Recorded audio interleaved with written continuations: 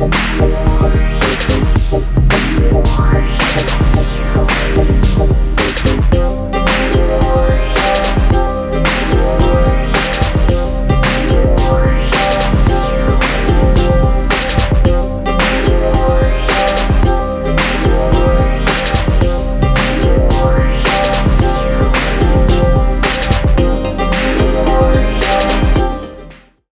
are now heading into part 3 of the top 50 moments in Ring of Honor history.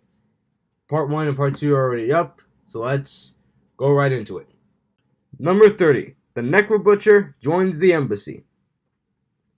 For any deathmatch wrestling and CCW fans know, Necro Butcher is the greatest deathmatch wrestler of all time. He's been all over the world, he's wrestled all kinds of death matches, and he has been in Ring of Honor before. And the Embassy was once Ring of Honor's one of Ring of Honor's greatest factions. And the story right here is that the Necro Butcher his career was winding down because of his Butcher's Rules match, like his specialty match. And he wasn't going to do them anymore because he was becoming a father. So on this fateful day, Rashi Brown, who was in Ring of Honor at the time, was battling with the Embassy in this war until the Necro Butcher comes down to try to help Rashi Brown. And when nobody saw it coming, the Necro Butcher joins the Embassy. And Prince Nana, who was the Embassy's leader, said he proclaimed Necro Butcher as the crown jewel of the Embassy. Truly a shocking moment for every wrestling fan by that time. Number 29. The Young Bucks versus the Briscoes. This is probably, if not the greatest tag team rivalry in Ring of Honor. The Young Bucks and the Briscoes managed to take each other to the limit every time they step into the ring. They managed to pull off amazing matches against each other. Most notably was their matches in 2010 and their matches in 2016. That tag team match they had in Final Battle 2016. And they managed to welcome other tag teams into their rivalry, like SCU. You know, I hope the Briscoes and the Bucks never go to WWE, because if they were able to pull off another match against each other, they should go all for it. Number 28. Eddie Edwards versus Davey Richards. Eddie Edwards and Davey Richards, collectively known as the American Wolves, will always go down as one of the greatest tag teams in Ring of Honor. They're better as partners, but they're even better as opponents. They've had 2 matches against each other.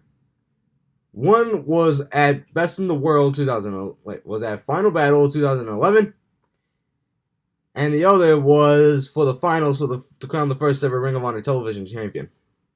The two managed to pull off an amazing match against each other, and while Eddie Edwards is down in the crazy house in Impact, and Davey Richards is somewhere in the Phantom Zone, we can always remember that the American Wolves were always one of Ring of Honor's greatest tag teams.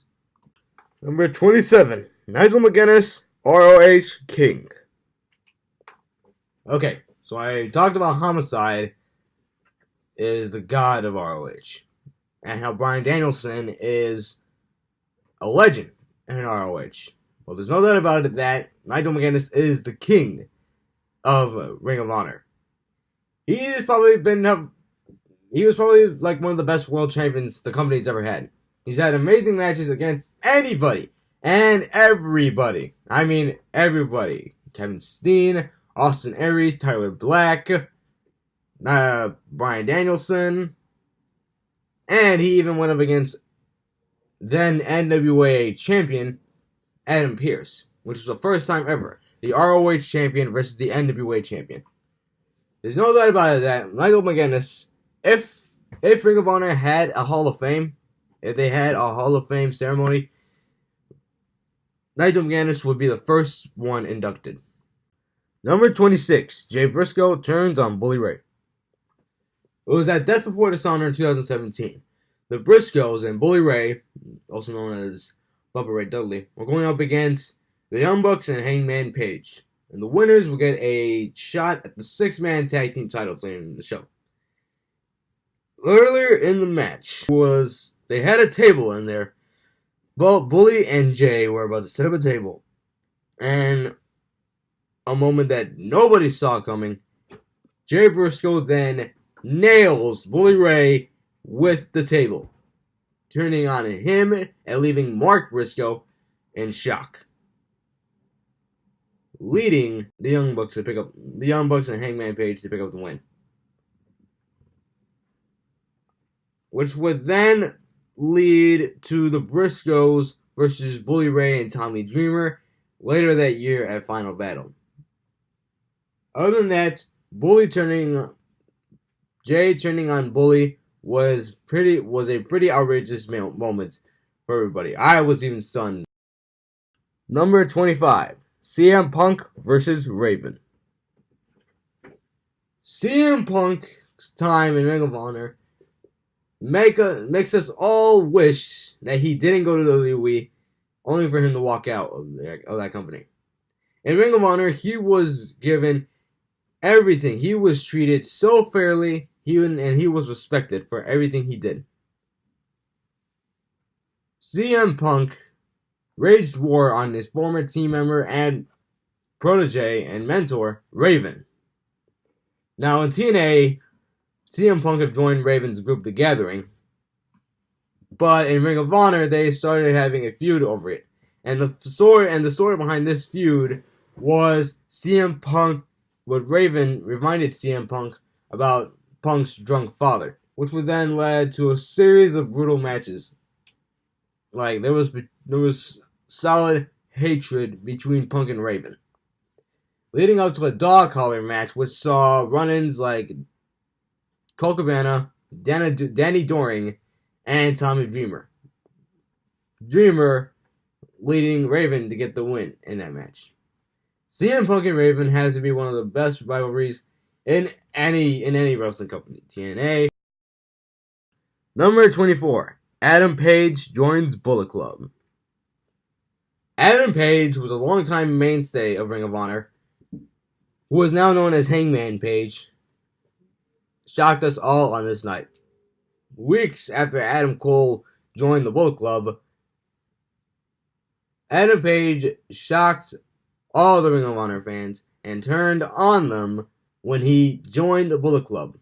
Now, in this moment, he attacked Chris Sabin and he hung him from the ropes. Yeah, because his whole gimmick is Hangman Page. Adam Page joining the Bullet Club was definitely an outrageous moment, one that we did not even see coming, especially weeks after Adam Cole joined.